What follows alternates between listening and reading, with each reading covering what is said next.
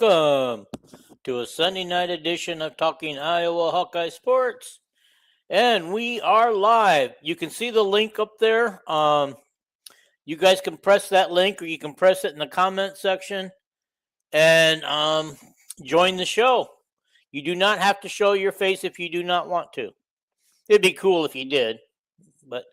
And also, guys, I'm kind of curious. What did we do to make somebody mad? 2 people mad. We gained 2.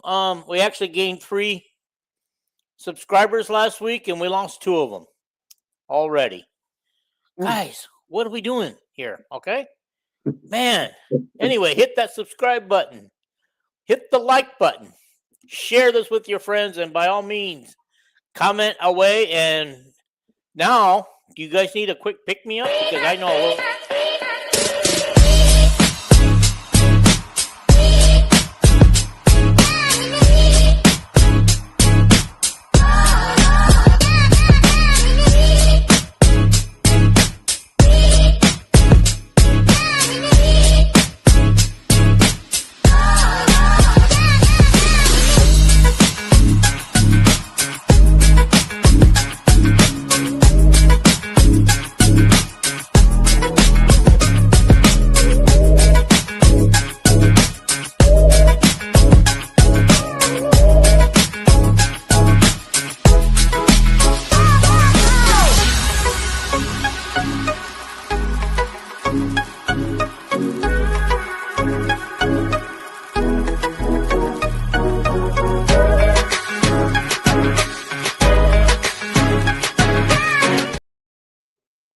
Alrighty, yeah.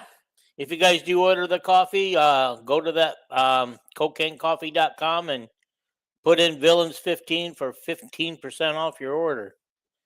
Now, we got a fun show. First, we're going to talk about women's basketball recruiting because Iowa was on an offer spree this week, and we're going to talk about some of the ones that got offered, and we're going to talk about some of the ones who have Iowa on their list. And so I'm not sure where to begin, but let's just talk about first. Let me get it up. Okay. This one, who has Iowa in her final 5, Nation Williams. Mm-hmm. Of course, she's showing off her USA jersey there. Mm-hmm. Yeah. So... anyway, gosh darn it, I can't see everything, but it looks like we're up against North Carolina, Duke, Notre Dame, UCLA for their services. Now, you did say was it her mom or her dad played at UCLA? Both, I think. Both? Okay, so she's a UCLA legacy, so yeah. My gut would tell me that she's leaning that way, but her mom likes Iowa and Jan, so maybe she'll have Nation come to Iowa. So to me, in my mind, it's down to UCLA and Iowa. Yeah. What's your opinion? I don't have I said all along that I thought, McKenna Wolitzko, nobody else would say it, but I thought Iowa was number 1. On this gal, I think UCLA's number 1, and everybody else is just kind of tagging along. But I don't have any information like that. I just figure she's a UCLA girl, her mom was, and that's probably where she's going. But I don't know. Yeah. That would just be a guess. So, alrighty. All them programs are big time. So, yeah, they are. Every program there is big time. Yeah, I would say the Iowa is probably the least of those right now. I don't know. I don't know. Iowa's very prominent, and North Carolina is a great program. Duke, they're a great program, and I would think a degree from Duke is probably from that list is the most recommended degree as far as an academic institution. But I'll just say I think UCLA is the leader, and I would like to know whether she's going to commit in the fall, the letter of intent, is in November, the early one, or whether most of these McDonald All-Americans, she's top 10 in the country and one of the most skilled power forwards in the nation for shooting threes and doing everything. A lot of them don't commit till like March or something. So, yeah, that's just crazy that they wait that long, because honestly, it's not really fair to the programs, because they got to know, if they should be going with their backup plans. yep, seeing how many people they're going to sign in the portal. So. Yeah. Well, that's what it is. The backup plan is portal. Okay. All right. This one is Paisley Hogan. Now, this would probably be a freshman, basically, right? If I remember correctly, and she is very, very, very. Is she from Arkansas? Well, let me pull it up on my phone, because, like I said, this is as small to me on my screen as it is to you guys. Yeah, I don't know. I don't remember if she was from Arkansas or where she is, but I know one thing: she's very, very, very, very, very, very, very impressive. I watched. Yes, she's from Fort Smith, Arkansas. I went to college with a guy from Fort Smith, Arkansas. Okay, maybe it's her grandpa. Maybe you should get in touch with her. No, his last name wasn't Hogan. But his well, I don't mean anything. His daughter might be her mother. But Arkansas has two unbelievable young players, her, and then they have Easton McCullough, who has already visited Iowa, who's probably a year older than her. They're like unbelievable players. But okay, here's another one. Caribou Morris. And there's actually two girls on this list with the last name Morris. I do not know if they're sisters, cousins, or not related. Okay. No, one's from Arizona. This one here is Caribou Morris. I'm trying to think what state she was from, but she was offered, and I think she's 6'2" and like a guard or something. I'm not sure. Okay. Yeah, I don't know where I grabbed the picture from, but I don't have it on the page. I was just kind of brushed up on the 2027 offers, because they're the ones that we're going to be concentrating on this year. Yeah. And Nation Williams was one of them. I didn't get all these people on here. Okay. One of the other ones was who announced her final 6 or 5 last week was not Nation Williams, but Sienna Williams from Colorado.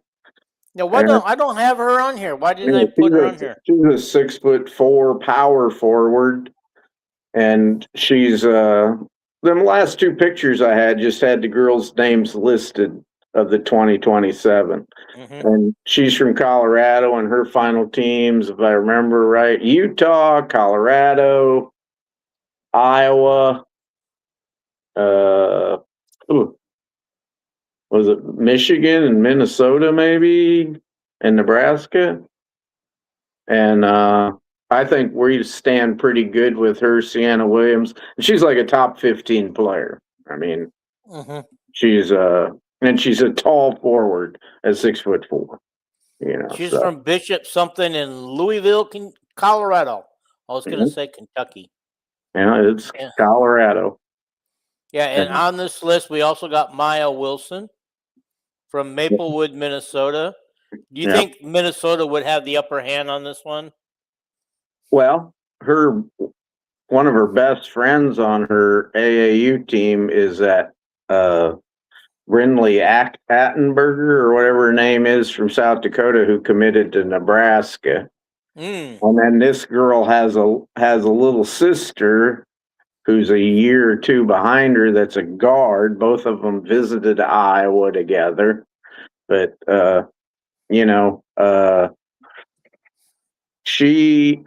from what I hear, she's the one that's going to commit the soonest, probably by maybe sometime in September or something. And but I would feel pretty good about her. You would think that the 2027 girls would like to get this out of the way before October, when their own seasons start. So they can just focus on their season.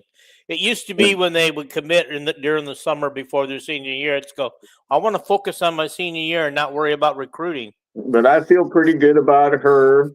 Of course, Minnesota's an up and coming program. Yes, they are. So the Minnesota girls could start going to Minnesota, Yeah. Hank wants us to talk about men's recruiting. I do have one I'm going to ask you about, but let's finish the women first. Yeah. Okay. We got Brooksy Colvin. Yeah. What do you know about her? She's from Idaho. Yeah, she's very, very good, but she has a lot of offers like UCLA and stuff like that. I think if we get Wilson, we'll have our two guards. We'll have Soybert and Wilson, and then we'll probably, because that girl there hasn't narrowed, as far as I know, she hasn't narrowed her list down, a lot. So, but she's a very good guard. Okay, then out of Kansas City, we got Destiny Manuel. Yeah. What are our chances with her? Has she made a list, and is she seriously considered Iowa because her brother's here? I haven't heard of her list. I know she's visited Iowa before. Mm-hmm. When Ben McCollum first came to Iowa that summer, she came up and saw the University of Iowa. I think her brother moved in here, and she spent a little time up here with her brother. So I consider that a visit. Now, because of the new 5-5 rule, Cam could actually come back another year, right? Yeah, and he probably will. And I was going to say he probably will, and that would be kind of cool for Destiny and Cam to be playing at the same time. That's two different teams. We're gonna hear more publicly from her because I think she set up an interview with On3. Kyle Huseman will talk to her about what her plans are. She's playing for the All Iowa Attack. I watched her play a little bit. She's a 6'3". Kyle calls her a power forward, but she really doesn't shoot from outside. She's a lot like, as far as her shooting range, like Hannah was. Mm-hmm. So I don't know if would be more of a post. And then how tall is she really? Yeah.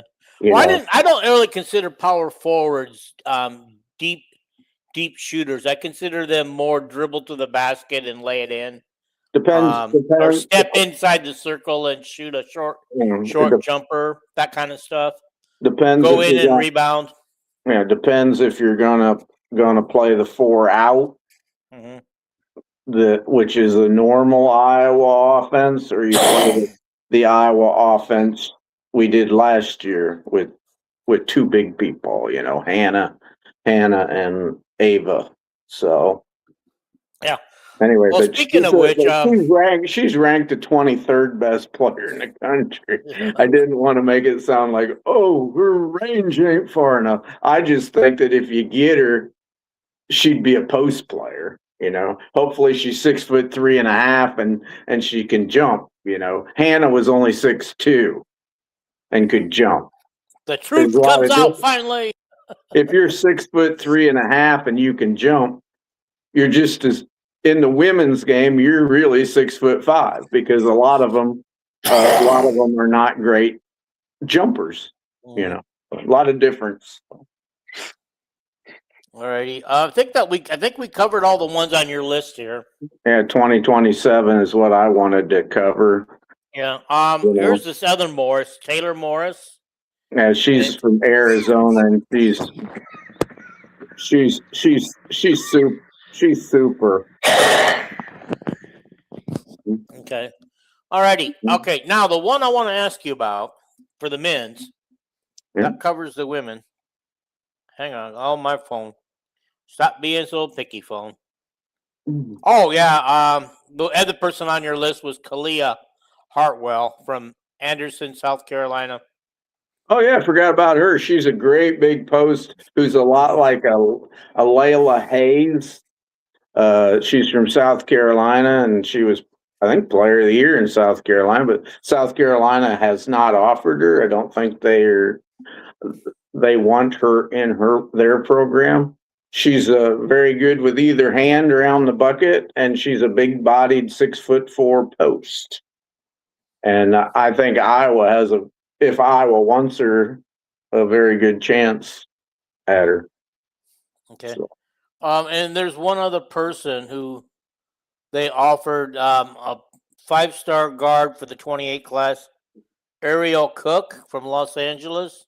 Yeah. And she's got offers from USC, UCLA, Michigan, Tennessee, Oklahoma, and UNC. So, I mean, they're coming after her. Well, she's like the number 2 player in the country. So, most of them number 2 players in the country from California usually stay in California, but who knows? She's a great player. It's just, I think our chances with her are kind of slim. Maybe she'll go play with Nation Williams at UCLA or something. I don't know, but yeah. Hank wants to know if Jason and Paul are coming back, or did they retire? Paul says he's coming back. Matter of fact, he keeps getting a link to this show every week, so I don't know if he's just going to wait till football starts. Jason says he plans on coming on a show when we do our updated picks for the beginning of the season. So I would look for Jason in the next couple of weeks to make an appearance.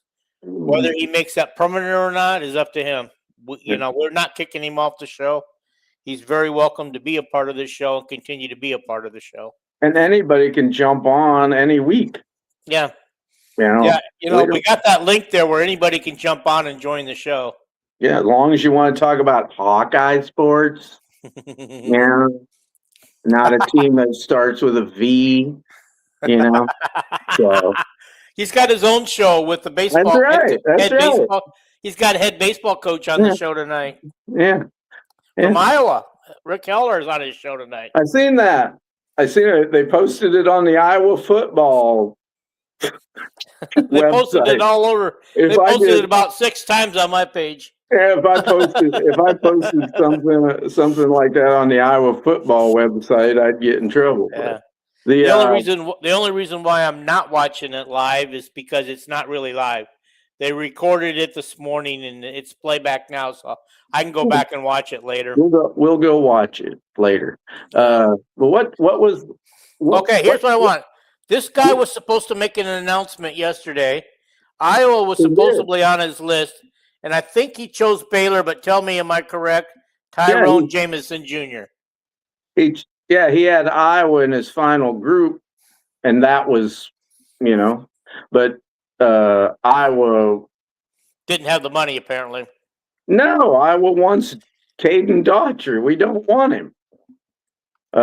He went to Baylor, know. So we weren't seriously. There's another guy that we threw an offer out to him, but we seriously didn't want him. He visited in, I think it was June 24th during the football. Was that it? Yeah. This Daughtry, though, it almost seems like after looking at this interview that they had with him, that he's definitely leaning Iowa. Boy, it's going to be a kick in the rear if he chooses somebody else. Because Michigan is still on his list. Another top, Ben offered what he thought was the top 6 point guards in the country. And but he won. Remember? One was Jalen Davis from Washington, who I think we'd still take him. He's like a 6'3" guard, but. One was Jackson Davis, who's from Chicago, and he put out his final 5 or something, and Michigan State, Iowa, Marquette. Who else was on there? I don't remember, but Ohio State, but I think he'll probably go to Michigan State or Ohio State, because again, I think he knows that Ben wants Caden Daughtry. I think everybody in the country thinks that Caden Daughtry's probably 40% chance he's coming to Iowa. But all we have to do is you just have faith in Ben. He knows what he's doing, and he does know what he's doing, obviously. Yeah. So Iowa Hawkman says, I am drinking decaffeinated Folgers. Okay. Well, try some cocaine coffee. Yeah, that's what I was gonna say. Maybe they've got some decaf coffee for you could try out. Okay, Think says again, he goes, it's the ones that were offered, I guess, are Caden, Jackson Davis, and then Tyrone Jamison, who's off the board because he's already chose. We offered more than that. I need to keep up on these comments because Ink says Minnesota, and I'm not sure what that's referring to. Did I miss something? Yeah, he goes, Hink says we can't swing and miss on either guy. All righty. Well, we're going to miss on one of them because we're only taking one. So he goes, that's for Jackson Davis. All righty, the Minnesota comment. Okay. All righty. So let's do this. Enough of the recruit talk. You want to explain this draft that we're going to do and how we're going to work it? Everybody? There's a draft in the room tonight. What we're going to do, we thought we could squeeze this in. Me and Dean's going to pick our teams, our offenses tonight from the Iowa roster. I'm going to give Dean first choice, and we're going to end up, it's like if his first choice is a quarterback, he can't pick another quarterback. It's like, this is like an NFL draft of Iowa Hawkeyes, but we're only going to draft guys for each position. And we're going to have one quarterback, one running back, 2 wide receivers, 2 tight ends, because we played 2 tight ends more the majority of the time. And then our offensive linemen, no kickers or punters. And that's what we're going to do. And me and Dean cannot pick the same players. If he takes, let's say he wants Michael Malinsky, I can't pick him on my team. So Dean gets first pick. Okay, with my first pick, I choose tight end DJ Fanami. Okay. He's obviously he's probably like the surest shot on offense, isn't he? Yeah. Well, if you're playing fantasy football, this ain't fantasy football. No. We aren't going to. This kind of could be in a way. If they did fantasy football, if they did fantasy football for college. Yeah, if I have all the best offensive linemen on my team, I don't get no points for offensive linemen in fantasy football. That is true. Yeah. So no, it's not a fancy thing. Yeah. So you got the first pick, I get the second and third pick, you get the fourth pick, and then we'll just go back and forth. Okay. Okay. It's called a snake draft for the top 4. So I get second and third. You took Vanami, right? Yeah. I'm writing that down so I know you can't. Well, you can pick another tight end. Yeah, you can. Okay. I get 2 picks. I'm going to take the most important position on the team on offense. I'm going to take Mr. Lauk at left tackle so my quarterback don't get killed. What are you laughing about? And then I guess I'm going to take the best player left on the offense that Dean. Maybe I shouldn't because his backups are good. God darn you, Dean. What? I'm gonna take because I'm gonna take Vanderzee with the third pick in the draft. Now you got the fourth pick in the draft. Okay. Dean. Somehow I feel like I lost out on this when you took 2 and I'm going every other one. No, now it's Okay. you got the first pick in the draft. You got the guy that's the number one offensive player. And then I got 2, and then you're going to pick 1, and then I'm going to pick 1, and we'll just go back and forth. Okay. Alrighty. Okay. I'm going to pick running back Kamari Moulton. Cool. Yeah, you're going to have the fantasy lead here. Because I'm going to take the first team All-American center, Peeper. I'm going to have an offensive line. So. Yeah, you're building it. You're just thinking like Kirk does. Well, I'm thinking like,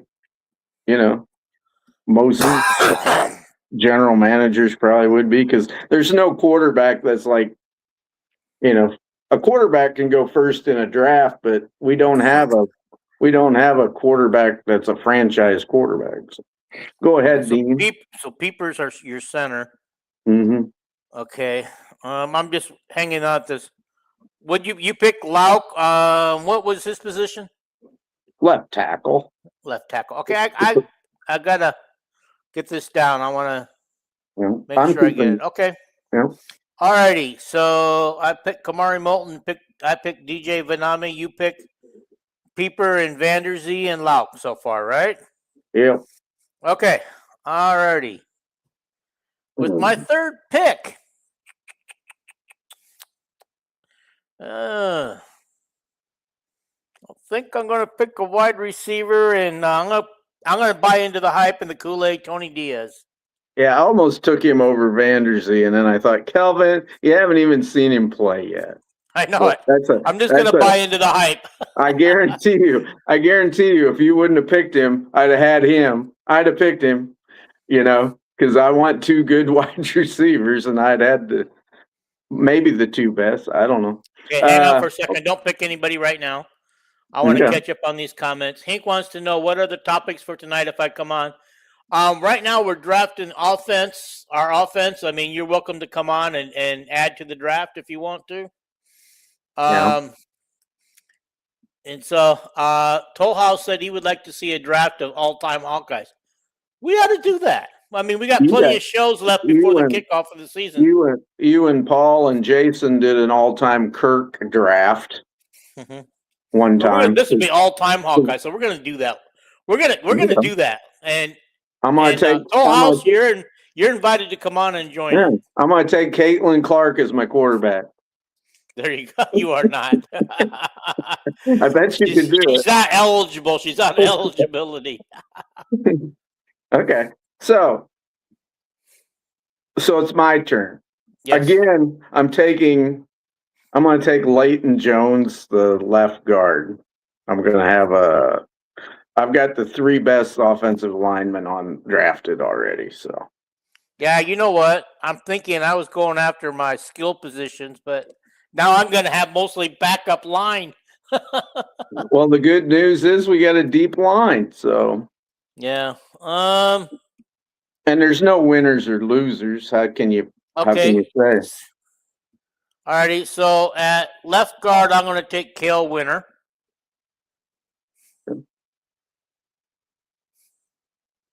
You're going with the Bale champ. Yep. Okay, I haven't taken a tight end yet, but I don't know which tight end. I guess I'll give you a chance to lock up your top 2 tight ends. I ain't going to pick one right now. I'm going to pick. Gosh. I'm going to pick our starting right tackle, Doetzler. Because I don't think we're as deep at tackle as we are at the other offensive line positions. So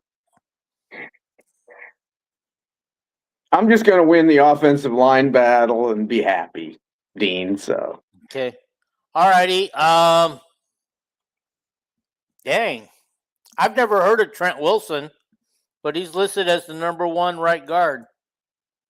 But he can play a tackle position, right or left guard, Dean. Okay. Where do you want him put at? Or are you taking him? I'm going to take his backup, Lucas Algier. I think he's better.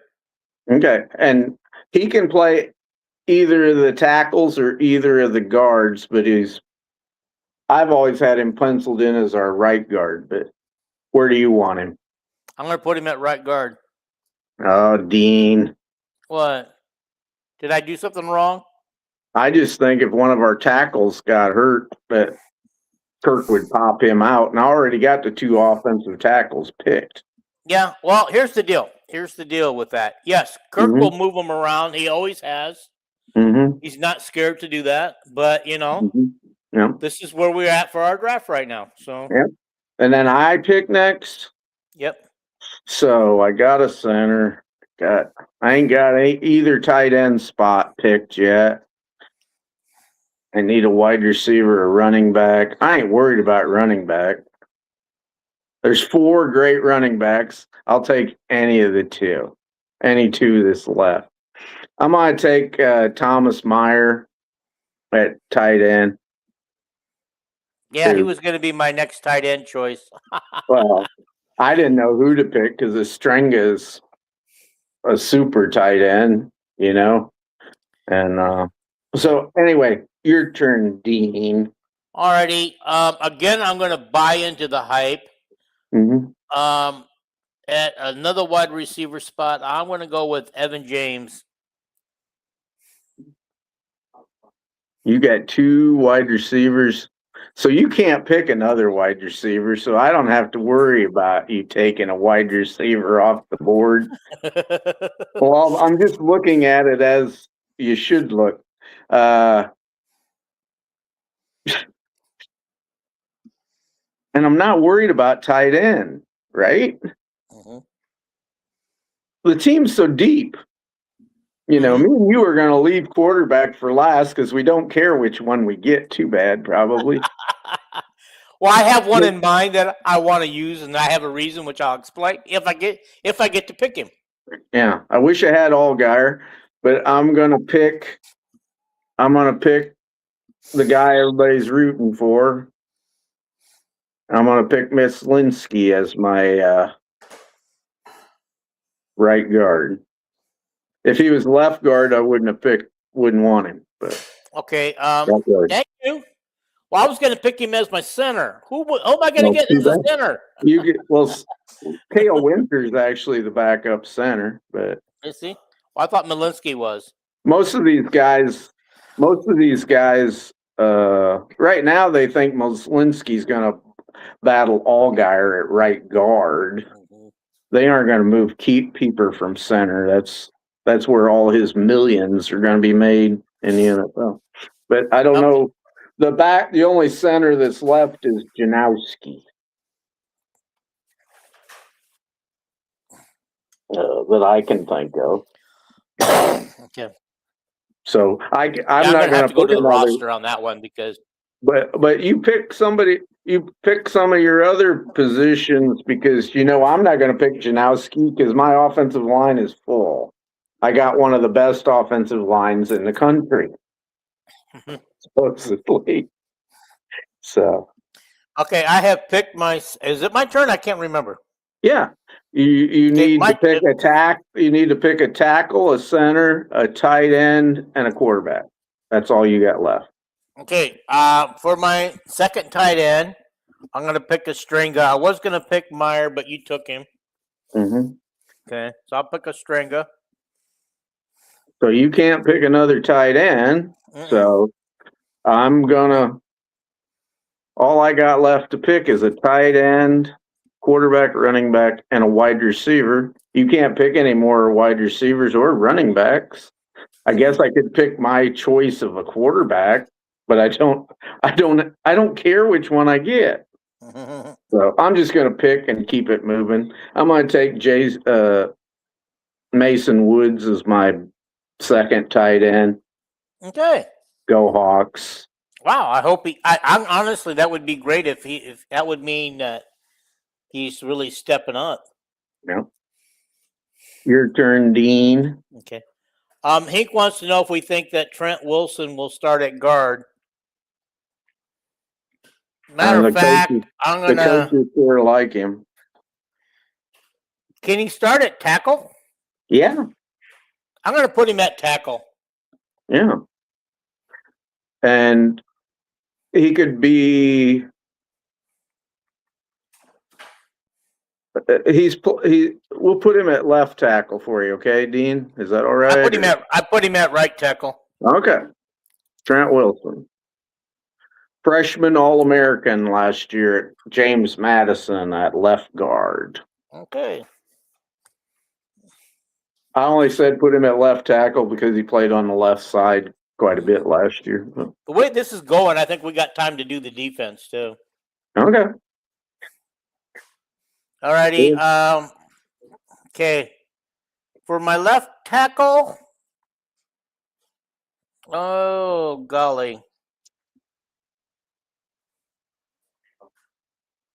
I don't have any choice in the matter. I'm gonna pick Will Nolan. Okay. Your only other choice really would have been the 6'9" Mr. Leonard. Oh,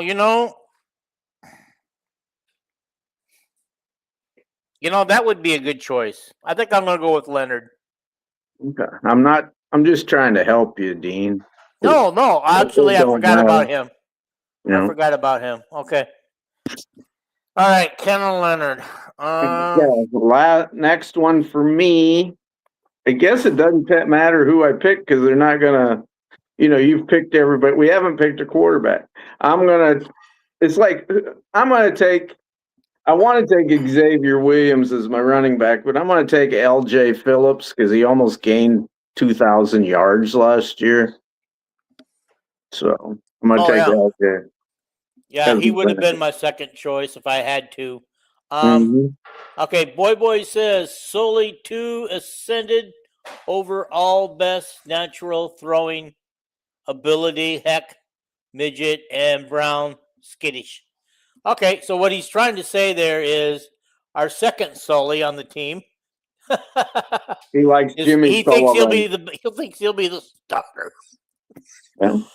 We'll see. He sure improved a lot this spring, according to Lester.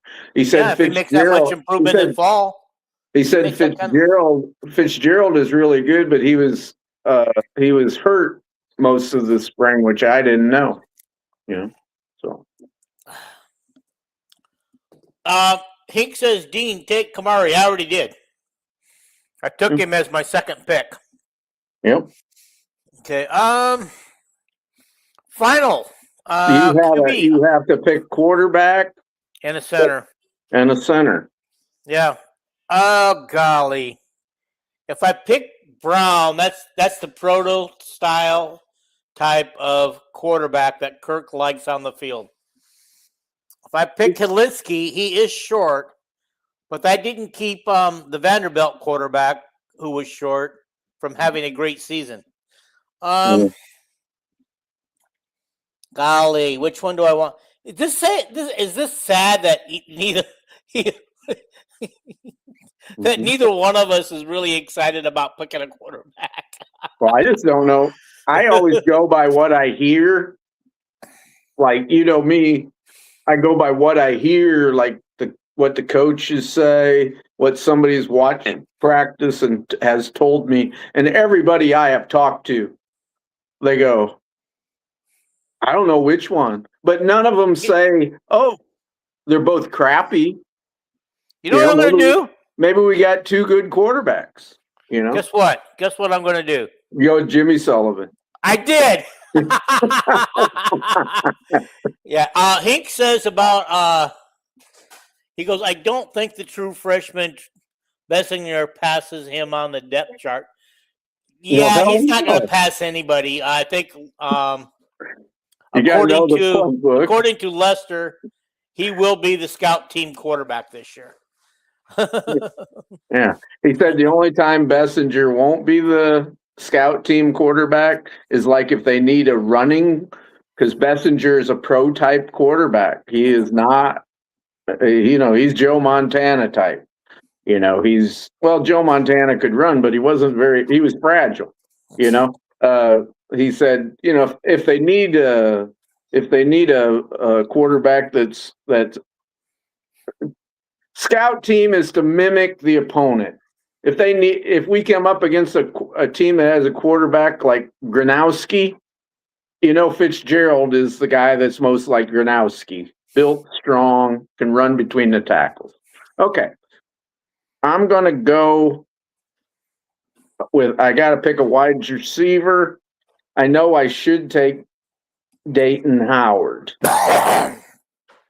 Dayton Howard is my him and Vander Zee together, kind of the same type wide receiver. I want to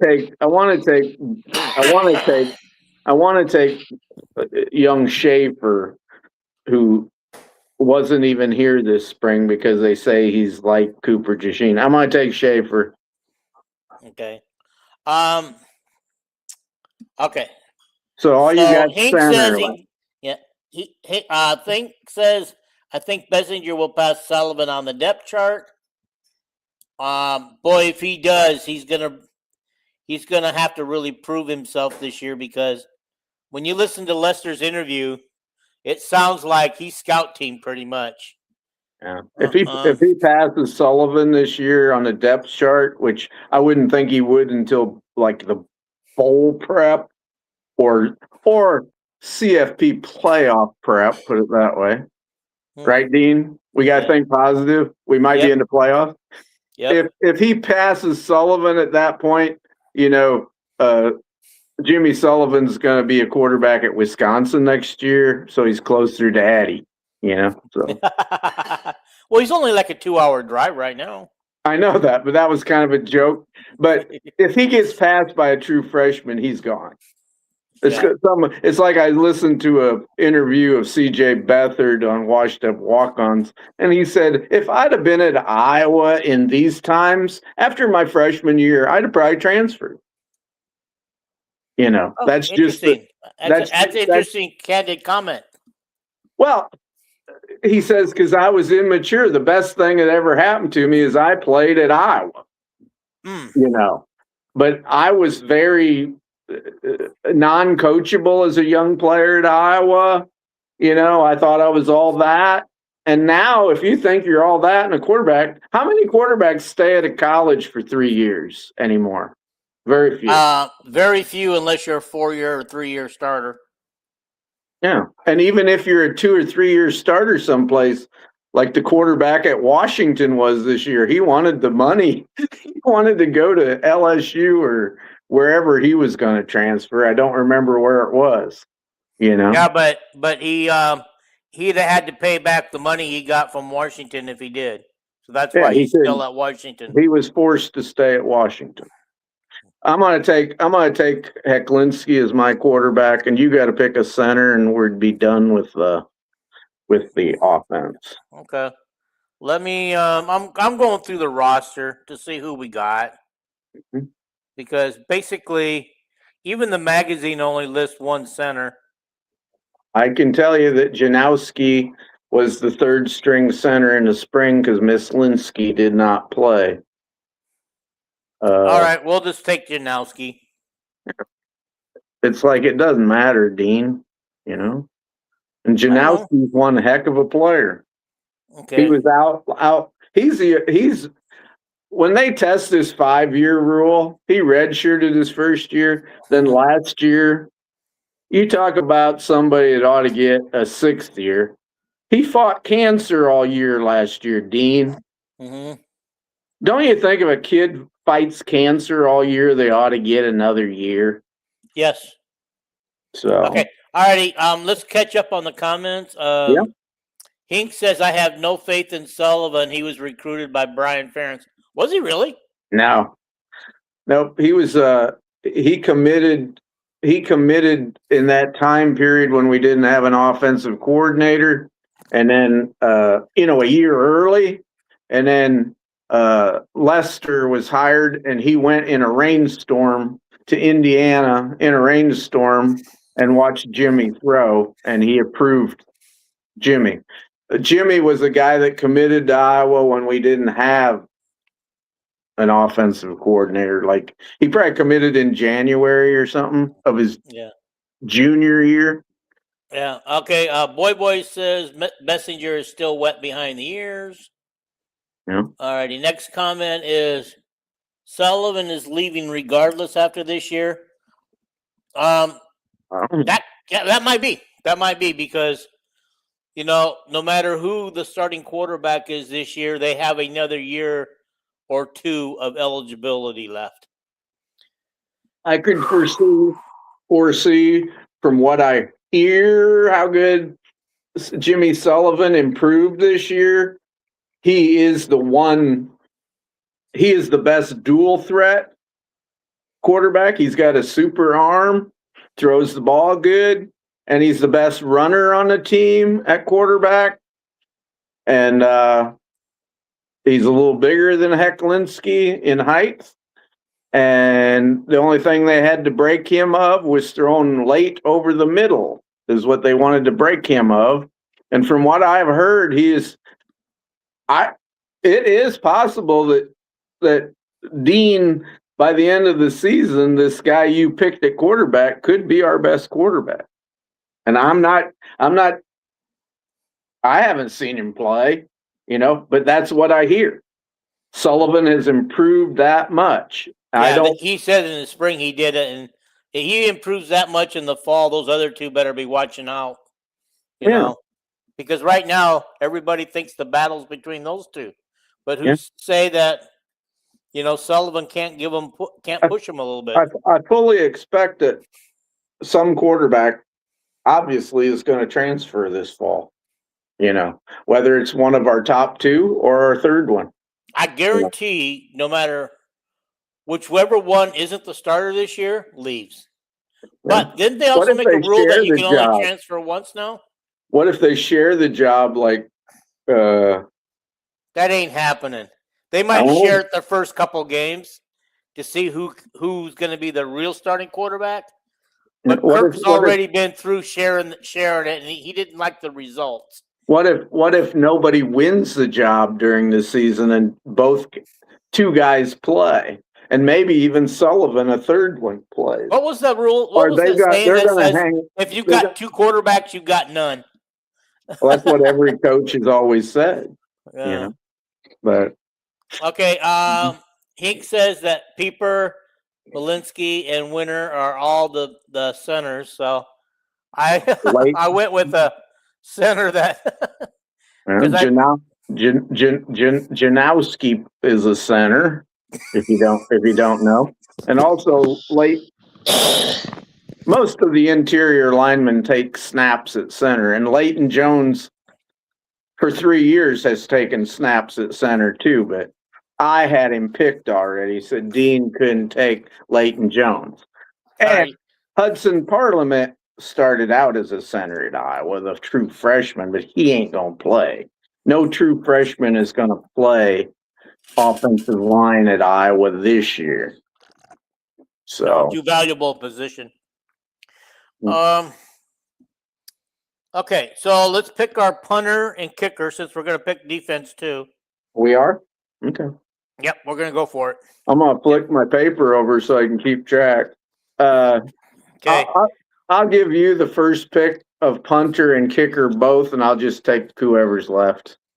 Okay, I will take as my kicker Eli. Yep. Ozick. I think he'll be the starter. Okay. And the punter's really hard. Most people think it's going to be that Tanner Philpott, but I'm going to go with Boston. I think Philpott will be the guy. So I get Philpott and I get Burr, the local kid. So then we'll go over to defense. Mm-hmm. We'll each get we're going to skip the Leo linebacker spot. Well, we'll pick Leo too. And Cash. We'll have 12 starters. So okay. You got first pick on offense, so I get first pick on defense. Yeah, sounds good. I'm going to take, obviously, the best defensive player, Mr. Lutmer. And I'm going to put him at safety because that's where he's playing. Hang on for a second. I'm just putting these down.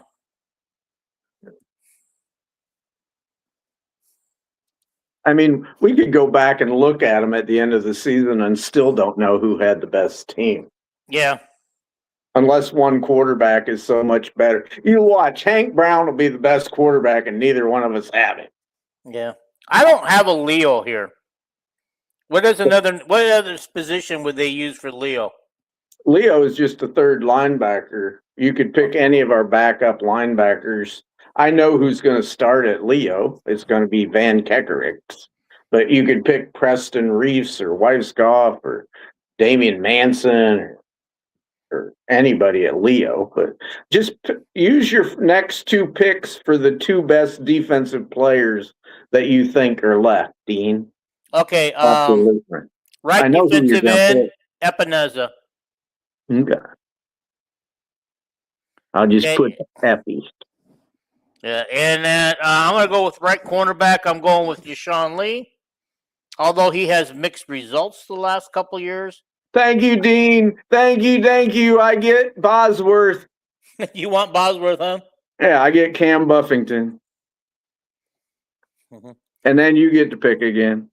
Oh, I forgot about Cam Buffington. Yeah, he's going to be a star. Yeah. Okay.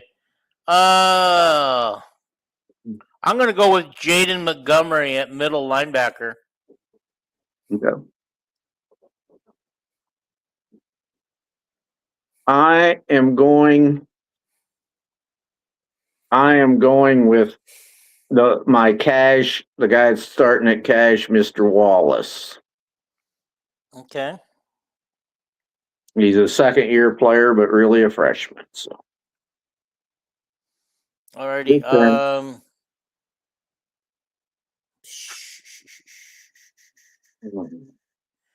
Okay.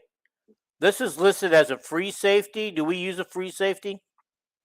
We just have two safeties, free safeties, where I think that's the Quinn Schulte position where Lutmer is starting. Okay, I'm taking Tyler Brown at that position. Good pick. Oh, by the way, where would they like Lutmer to play? Safety. Safety. Cash. Phil pretty much said it because he loves Wallace at cash. You know. Okay, I get a pick now. Okay. So who am I going to pick? I guess. Who am I going to pick? Defensive backs are pretty deep, right? Mm-hmm. I'm going to pick our. I guess I'm going to pick our top defensive returning tackle, Hawthorne.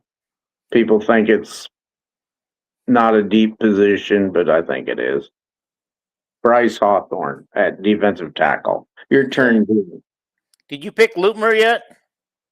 I picked him number 1. Okay. He's going to be our top punt returner and maybe as good as safety as there is in college. Okay, I'll take at left cornerback. I'll take Jalen Watson. You got the 2 starting cornerbacks.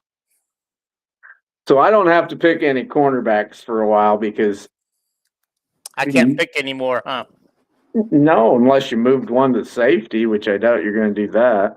I'm going to take I'm going to take Drew Campbell at defensive end. I love Drew. Okay.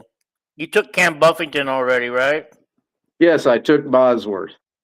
I have such a hard time. I was telling his uncle on the phone.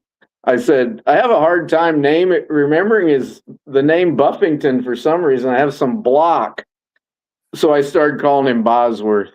So I call him the Boz. So okay. Did Go you ahead, pick a Dean. left tackle yet? That's on offense, Dean. I picked the Left defensive defensive. tackle. I picked Hawthorne. The defensive tackle positions are interchangeable. They're inside. Doesn't matter if they're right or left. You took Hawthorne?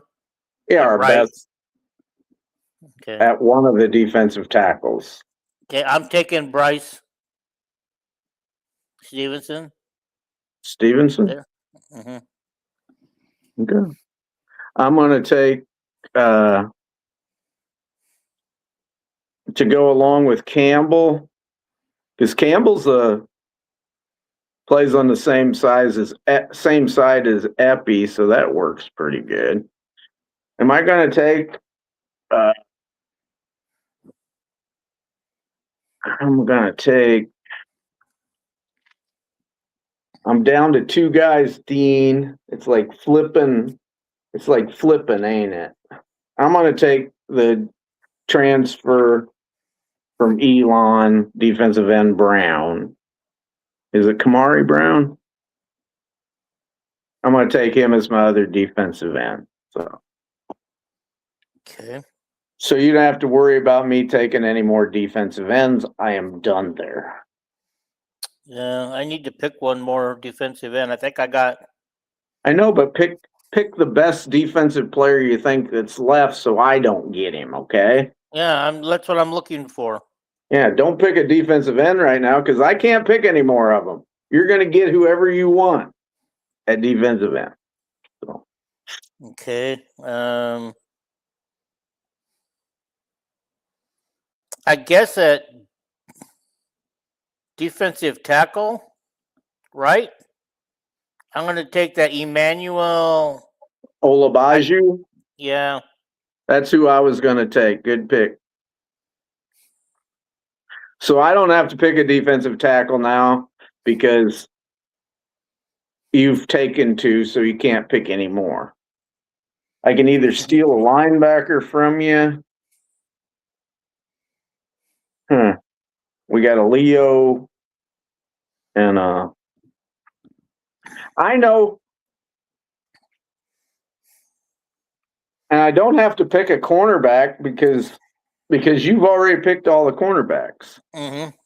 I'm going to go in and I want to pick a linebacker that you may want, but I get.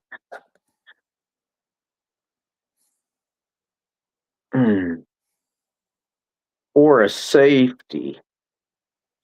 I got my linebackers are already picked. No, I guess I got one more. I got one more linebacker. You got two more to pick. You picked Montgomery as the only linebacker you picked. You got another linebacker position and the Leo position, which is another linebacker.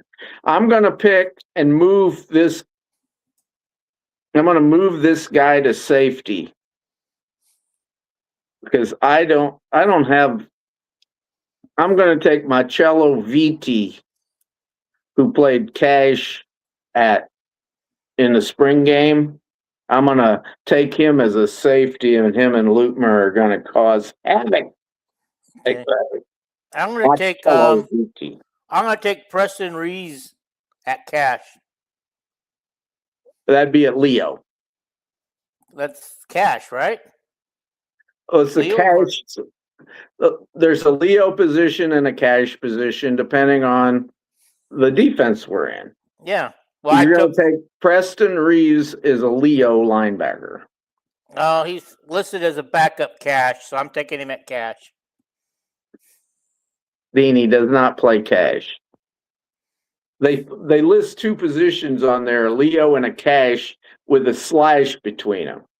Leo is a linebacker. So I have to pick one of each? Yeah. Okay, I'll pick him at Leo then. Yeah. Great athlete if he's healthy. Missed the spring because of health. I was going to pick him next, you son of a gun, you. So you got two other linebackers. I'm gonna take Godfrey as one of my wait. I don't need to pick I'm going to take Godfrey at cornerback. That's stupid because you can't pick another cornerback. Of course, you could have picked Godfrey as your cash. Or Well, your that's what I safe. was going to do next, but you. Yeah, I took him. Okay. We got any comments or anything, Dean? Because we don't want to. Yeah. We don't He's want just to. Hank is just telling us who to pick, and so Oh far I think we picked everybody, and he agrees with you that Reese doesn't play cash. no, cash is a Stupid cash. magazine don't know a thing. Well, they probably had it. Well, they probably don't understand, but There's no Leo though in this. we got so many defensive backs, Dean. You can pick any of them as a cash. You know. Mm-hmm. So well, you just give me a second to figure it out. I just didn't want to. I didn't want to piss people off that we were not paying attention to comments. Oh yeah. Some people are. Tyler Brown. You got Tyler Brown? I got him at. You got him at safety. Yeah. Maybe I'll move him to cash. Can I do that? Phil loves him. I don't care. I'm gonna move him to cash. Oh, Dean. Then I'm gonna go and pick another free safety guy. Yeah. You got the choice of the safeties because I've already filled up my safety position. Okay. Did you take Tyler Brown? You did. And you just put him at cash. Oh, that's right. All right, I'll put Ty Huckins in there then. At safety? No, free safety. He's a transfer from Purdue. Didn't get on the field last year for Iowa. Oh, that's not good. But I got. Well, you never know. A kid could have been injured or anything. But.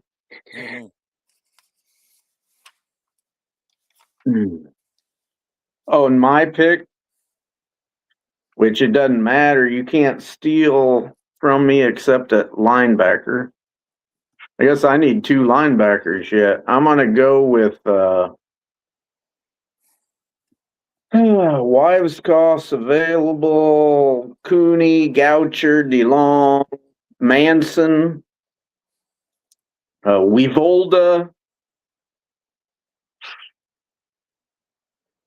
For my Leo, I'm going to use the great athlete Juju Manson.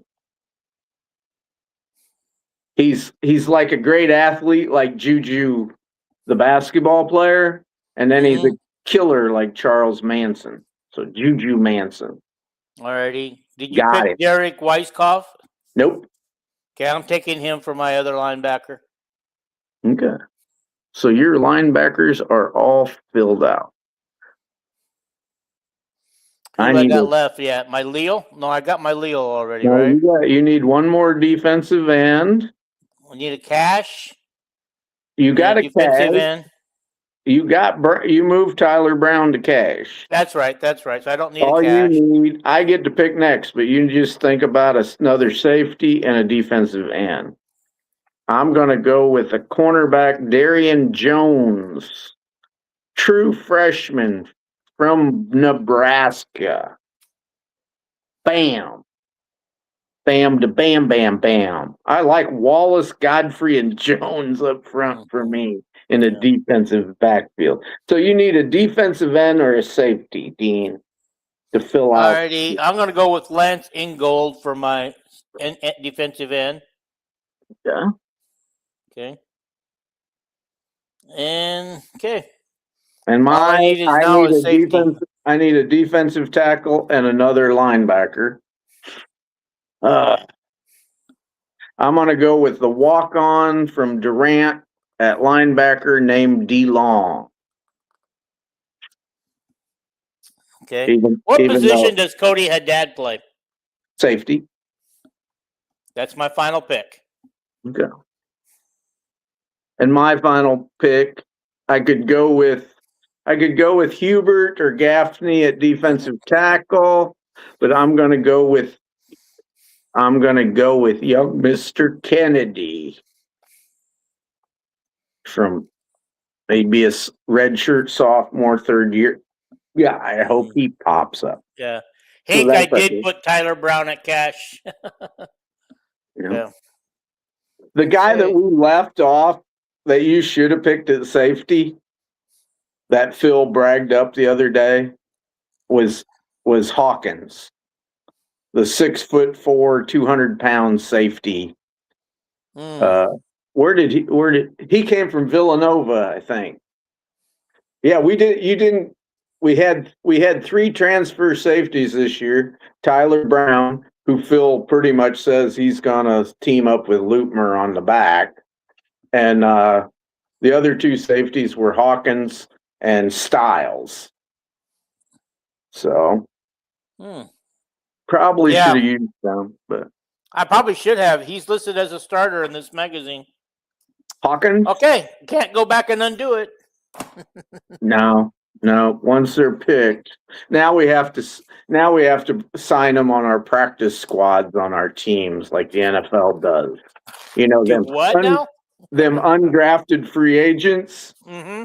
You know, me and you have to race and see who can offer the most money to Hawkins and Styles and Wivolda and Goucher and Cooney and Gaffney and Hubert. All that stuff. Okay. But my point is, I think Iowa's a lot deeper. I think we're a lot deeper than most people think we are. Yeah. I can't believe we both left Hawkins off, and I think he's going to be a starter. Well, the only reason I left him off is I had Lutmer, who's a star. He's the star of the defense.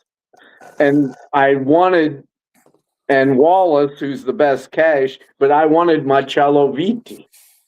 Yep. You know, because, the Godfather. Out of the 3 preseason magazines I got, one of them lists him as a backup. Yeah. Okay. Mm-hmm. Anything else we want to do before we sign off for the night? Was anybody going to jump on or have any questions or? Nope. Okay. Well, it was fun. Hink commented the most. He was helping us pick players. Yeah. Okay. Nobody else. I don't know why. I mean, I get talked into putting that there, putting the link to the show on there, and nobody joins. Yeah. It's so funny. It's so funny looking at our 2 teams, Dean. That probably the slightly, by most people, slightly thinks that Hank Brown right now would probably start the first week if we started now, and neither one of us got him on our team. I think it looks so stupid if he starts 13 games for Iowa and has 400 yards passing, and we look at our preseason team. Well, can I be honest? I mean, I know that they like both quarterbacks, and neither quarterback has separated themselves from each other. Mm-hmm. But to be totally honest, I don't like either quarterback. I think we could have gone to the portal and found somebody better. You sound like Corey Breda. I just think is what I always say. I just think that Tim Lester and Kirk Ferentz knew what they had, and they think they have 2 good quarterbacks. Maybe they think they have 5 good quarterbacks, but they have 2 that's knows the offense and are ready. Mm-hmm. Maybe they knew we didn't need a transfer. Yeah. Okay. It's like, well, I honestly hope. Isn't it true, Dean, that you have a great wife? Yes. So why did you not go in the transfer portal and get another one? Because you knew you had the best wife, right? Okay. All righty. Right? I just hope these guys come. I hope these guys come through. I want to think. I'm trying to give you an opportunity here live to brag up your wife. So your daughters hear this, your wife hears this, and you're going to have a great life, see? Well, you want to know something else? Today's our 46th wedding anniversary. Isn't that something? No, I know you're a lucky guy because you've told me privately before we went on. She appeared in the background like last week by accident. I told her that. She go, did Yeah. anybody see me? I go, nobody mentioned it. Well, it wasn't during the live, I don't think. It was during the live. It was during the live. It was when she was singing in the background that day before we went on Oh, and yeah. everything. Oh, you didn't notice her that she came on. Then she goes, Kelvin can't hear me, can he? And I go, yes, I can. I said, But yes, you said to me, I certainly married up. You know, I did. so I did. When you look at me and you look at her, these guys haven't seen her. You will know that I married up. well, and she's probably a nice person too. So yeah. Okay. He once in a says that while. he feels like once fall camp starts, people will join. Fall camp is next week, right? Yeah, it's always the ones that when we do a preview show for the first game, it probably won't be that popular because nobody knows anything about Northern Illinois. They don't want to know anything about them. You know, Oh, I'm thank trying God. to get us a Northern Illinois in the know. Yeah, I've done kind of a little bit of a deep dive on them already. I'm scared of that. They got a quarterback late in the transfer portal, and he is really good. You know, and So I know does, Northern Illinois has been good before. mhm. You know, it's like Iowa State. Everybody thinks Iowa State's going to be crappy. How do they know? You don't They got know because 65 transfers. I think it's because they have 65 transfers that they probably think that they're not going to mesh yet. I don't know. Okay, so Hink's with me. He doesn't like either option at quarterback. Let's catch up on these things. Toll House says after the first game, the Monday morning quarterbacks will be out in force. That's right. That's what I was going to say. When we have our Sunday night shows after games are played, people are going to be on here. You know, we'll have a Hink lot more says interaction. yeah, Hink says that Iowa State's dog crap. I don't know. I have no idea. We will know after their first game. We'll get a better idea. We'll get a better idea. But how many times did Matt Campbell in the first game play really crappy? That's because he didn't want to show Iowa anything. That's right. That's what I'm saying, Dean. You know, all these people that get on these shows, on these podcasts, and you know, for one thing, if they come on and they go, "Oh, Hecklinski's way better than Brown," or "Brown's way better than Hecklinski," I know they don't know what they're talking about because they're not at practice. And then these people that say Iowa State is going to be crappy, they don't know that. Unless, was that T. Hink that said that? I mean, is T. Hink been at practice or what? No, they haven't had practice yet. Can T. Hink recite who's starting for him even and where they came from? Yeah, that's going to be interesting because I do plan on having an Iowa State expert on the show. Okay, Hink, what we're going to do, he asked about what days we'll be on when the season. We're going to do our usual Sunday night. We'll do our reaction to the show. To the game. To the game. We'll pick our reaction to the game, talk about the game, and any other news that comes up. And then on Wednesday, we're going to preview the following game and do our picks like we did last year, you know, of all games. You know, we'll pick some of the best games of the week, and we're going to do our picks for that. So that's our Wednesday night schedule. Last year, I believe we did it on Tuesday because there was a conflict with Hawkeyes.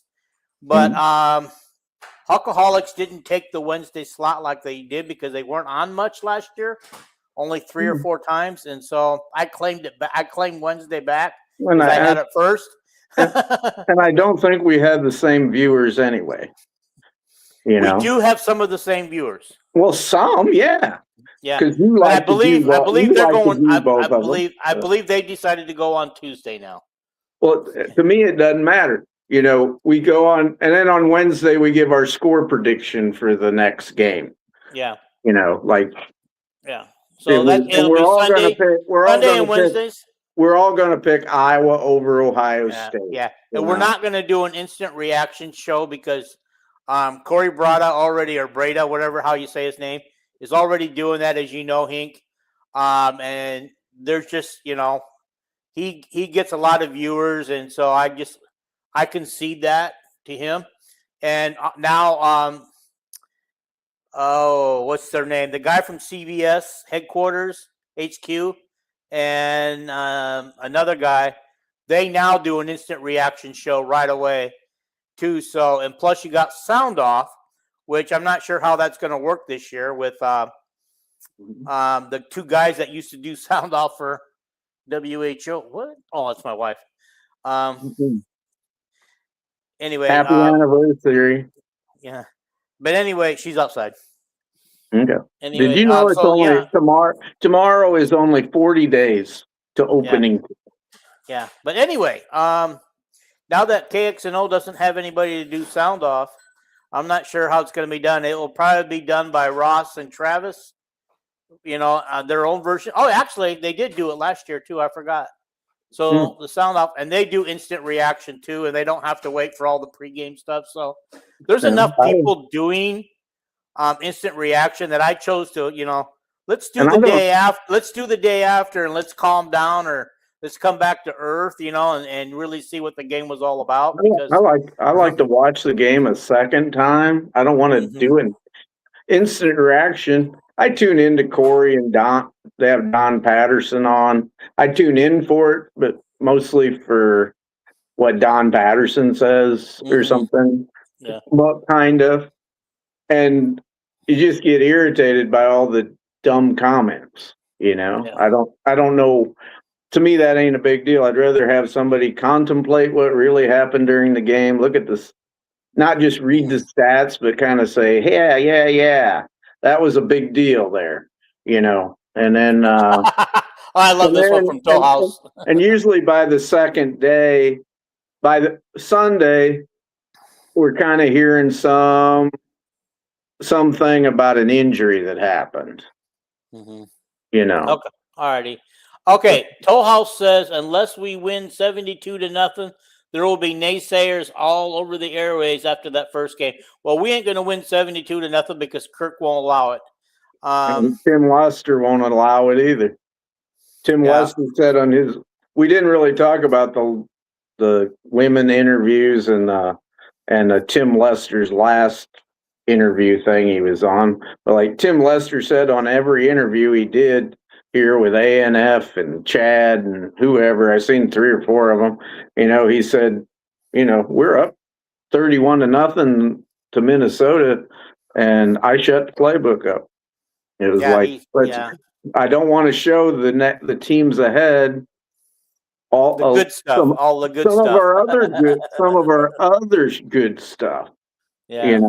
It's like, and I like the Wednesday instead of Tuesday because Wednesday you can take in what Kirk says at his weekly news conference, right? Yeah. Yep. So we can talk about what he says, so we can kind of go back and say, hey, this is what he said about the previous game, and this is what he's saying about the next game. Okay. Hink says, yes, I direct report to Iowa State. Hink says Jalen Rayner from Arkansas State is the QB. Yep. Alrighty, and the 2 guys' names I couldn't think of are Hassel and Andrew Downs. That do the instant reaction show. I've never watched that in my life. Isn't that Chris Hassel? Yes, that's Chris Hassel from 2 I would guys. never listen. I've listened to him once in my life. That's the last time I'd ever listened to him. I think you would like him because he's a Hawkeye. No, I said I listened to him. He's like, okay. he's like he's very hyperbolic and just. I think he's full of it, Yeah, so, Hake is pointing out that Sound Off didn't exist last year. Okay, so no different this year. Ross and Travis will do it.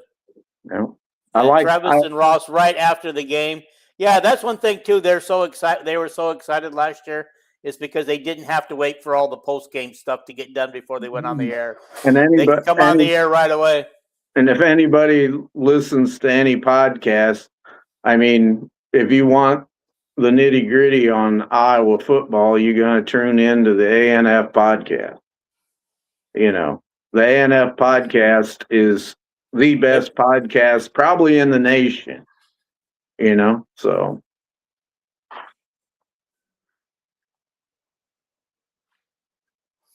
Okay. If Hank Brown would have completed that short pass in the Indiana game, I think a lot of people would pan him or probably pick him as the next starter.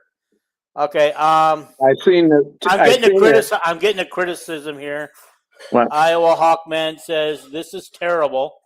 So I think he thinks the podcast is terrible. Does Dean know who's on the roster? Yes, I do. I have the roster here, all the preseason books here. I've been watching Hawkeye football since I can remember, since I opened up my eyes in the cradle and been watching it with my parents because I was born in Iowa City on the campus of University of Iowa, and I've been going to games since I was a little kid. All righty. Come on, Kelvin, start your own podcast as the best pod. Come on. Come on, Kelvin, state your own podcast as the best pod. Come on. I do. I've said it. This is the best podcast out. I don't think. But who's saying this shit anyway? Okay. Iowa Hawkman said the criticism of me, which is fine. I can take it. Hink said he's the one that told you to that you need to tell people that this is the best podcast. Yeah, I ain't gonna do that. That's not the way I was raised, and I don't think it's. I know the ANF is the best podcast.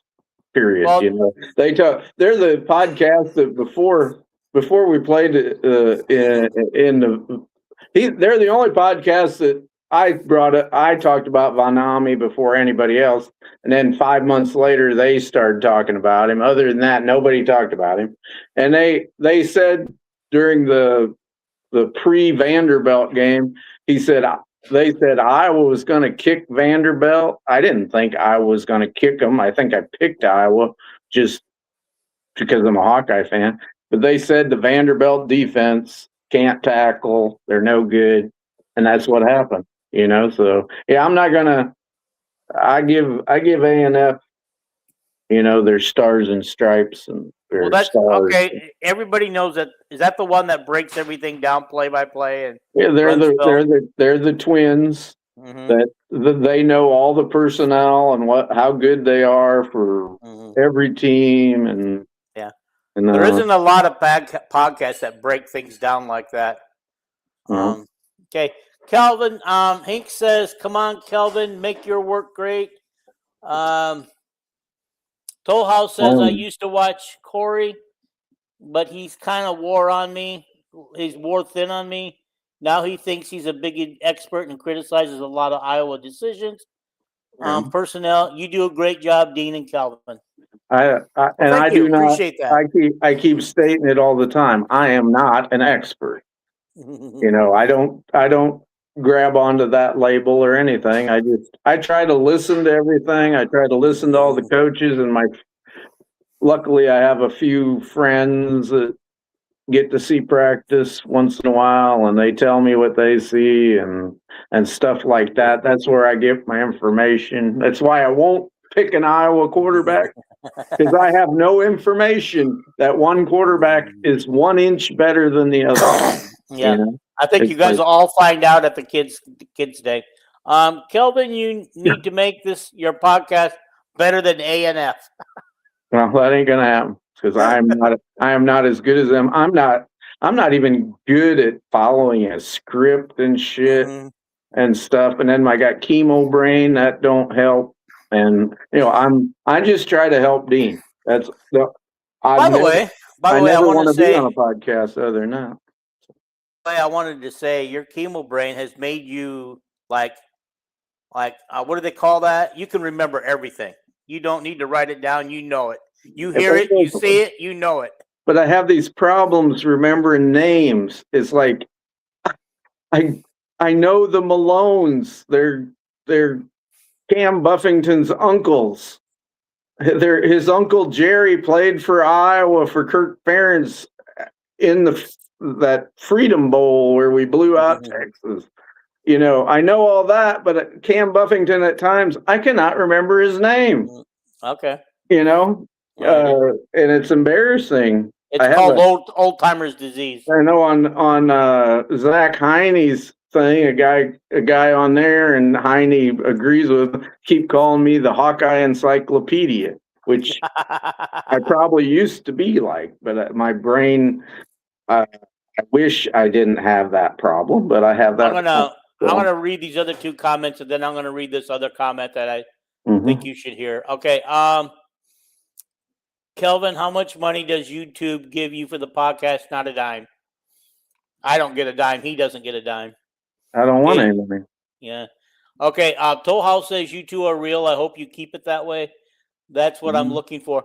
This show started out as me being a fan by myself, just talking about how I felt about things and what I'd seen and everything. Eventually, I was joined by Paul, and well, actually, it started by myself, and then I got asked to join Nolan Hawkeye Anthony's podcast, which our partnership lasted maybe 2 years. And then I went back to being solo, and then Paul and Jason joined the show, and we were just a bunch of fans, but Jason was probably our most expert type guy on the thing because he could break things down for us and show us the different plays. Jason and Paul both took a break from the show. They may or may not be back. That's up to them, not me. And so, so we'll see how that goes. I'm hoping that at least they come back. I mean, they enjoyed it so much. Yeah, the only time I started on here was Dean couldn't find anybody that was pro Tim Lester the week that he was hired. And I told him, well, he's a good hire. Well, can you come on and do that? And I came on, and I thought that's the only time I'll be on here. Boy, that was like, boy, I got it from all sides that night. Yeah. Okay. Well, alrighty. Here's something I want you to hear. How bad Tim Lester was. How bad Kirk Ferentz was. It was like terrible. But anyway. Yeah, here's something I want you to hear from Cyhawk C Money. He goes, he thinks he will be starting chemo tomorrow, if he can. He has chemo brain like Kelvin. Prayers for Kelvin, cancer's backside. Okay.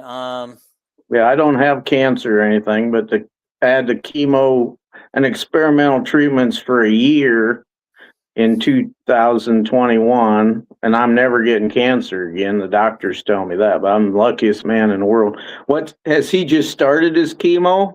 Yeah, that's what he said. He said he starts tomorrow, he thinks. Oh, well, you're not going to, depending on the chemo you get.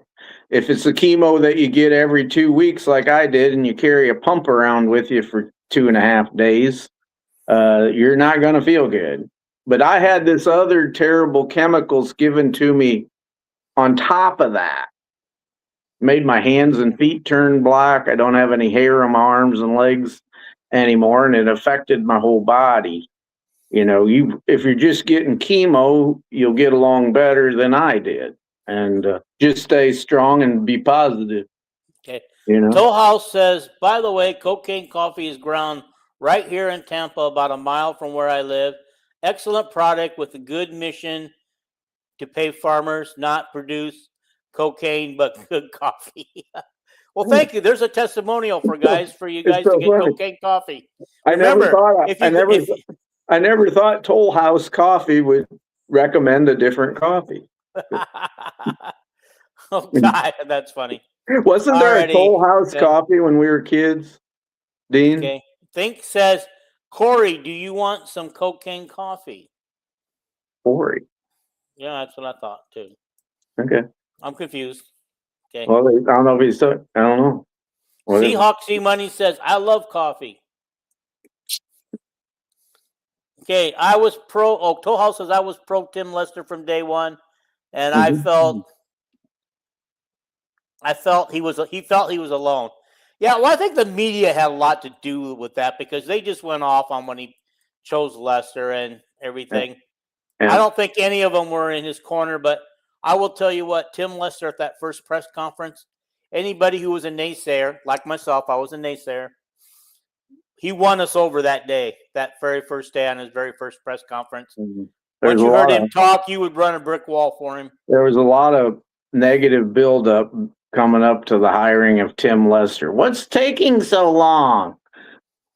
Well, how come it's taking so long? And how come this guy turned the job down and this guy turned the job down? Well, nobody was offered the job, But, and then one article came out, like Chad Listico is a really good writer and everything, but he came out and said that Lester couldn't even get the snap count right at Syracuse. And that was misinformation, not on purpose, but that set everybody kind of anti Tim Lester, because that's all you heard was he can't even get the snap count right. Okay. Here, hang on. I gotta catch you up on these comments. Yeah. Seahawks C Money says he was just joking. He's sorry for the misunderstanding. And Think says Corey was just joking. Doesn't have cancer. So Seahawks C Money, your real name is Corey? Okay. Oh. Okay. All right. Well, I'm glad he doesn't have cancer and isn't doing chemo. So. Yeah, he said I was complimenting Calvin's memory. I was too. Okay. Always had a great memory. It's like November 19th, 1863. That's the Gettysburg Address. Not very many people can remember that shit, but I can. Okay. Toll says sports are fun. I hope it stays that way. Cancer sucks. Yes, it does. We've all been affected by cancer one way or the other. I even had cancer. That's how I lost an eye. Was it Grub? What was that? Okay, wait a minute. Let me back it up. Okay. The other finalists for offensive coordinator interview in person, Iowa City, and got all the press and pictures. People were so upset that he did not get that hire. I was so pro Tim Lester. Okay. Was that Grubb? Okay. Ryan Grubb. No. That was Terry Johns or whatever his name was. The offensive coordinator from Duke was the guy that come in and had breakfast, and somebody snuck around and took a picture of him eating breakfast with Kirk. And the next day, Lester never came to Iowa City. He just got a Zoom interview, and that's the guy that Kevin Johns. And Lester was the guy that Kirk probably wanted all along, Hey, Cyhawk C Money, you're not the Corey Breda, are you? I don't think he is, but I just thought I'd ask. Okay. Speaking of teams with a V, Vandy Chris is in here. Hi, Vandy. Had a great interview with Coach Heller. Gave us an update. Okay, why does that move when I think? Okay, alrighty. Gave us an update on the current baseball renovations, and they will be complete by the first home game. Guys, he did an interview. I wasn't able to watch it when they aired it live, but I'm sure it can be found on YouTube somewhere or link somehow. Probably. I'm sure that Vandy's got it somewhere we can watch it. I plan to watch it when I can find it. I bet it's a great interview of a great coach, and they're playing at the Field of Dreams. You know that? It's sold out. I think that's a fall game. They play some games in the fall. So. Oh yeah. The softball's playing some fall games too. Okay, Cyhawk says, lost my dad to cancer in 2021. Iowa beat Penn State, and we walked to the top of the Kenny to witness it. It was the best day of his life. Wow. Yeah. I already told you guys the story about my dad having to suffer through those 29 winning seasons. Losing seasons. Yeah, losing. Well, there was a couple of 500 seasons in there. Yeah. So non-winning seasons, and that when we went to the Rose Bowl, because my dad had died a couple of months before the football season started, and so he never got to see his team go back to the Rose Bowl. Yeah. Anybody knows I got my Hawkeye fandom from him. He had in our house on a Saturday game. Of course, you couldn't find many Iowa games on TV in those days. Very few, if any. Yep. But every radio in the house was on. And it wasn't Zabel we were listening to. We might have been listening to Brooks out of Cedar Rapids. Bob Brooks was on 1600 KCRG, and Ron Gonder was on 600 WMT. Yeah. And Zabel was on WHO. Frosty Mitchell was on another station. Out of Grinnell. And then there was another guy that was in the Quad Cities. Iowa had more radio stations, independent radio stations that followed him around and did their games than any other Big Ten team. Yeah. Okay. Vandy says, I don't know that Ryan Grubb ever talked to Iowa. He was perfectly happy working with DeBoer. Yeah, Ryan Grubb was never the only guys that I know talked to Iowa. Chip Kelly tried to get Kirk interested, and Kirk wasn't interested. He went to Ohio State, and then Kirk interviewed Philbin. But I think he talked to Philbin for like a week, who Philbin was one of Kirk's first players when Kirk became a coach, like in high school. And Philbin, of course, has been in the NFL. He was an offensive line coach for Kirk his first few years at Iowa, and then Philbin went into the pros and became the head coach of Miami Dolphins for a short time. But I think Philbin was telling him, "Hey, we got this Tim Lester guy up here to Green Bay. You got to get him."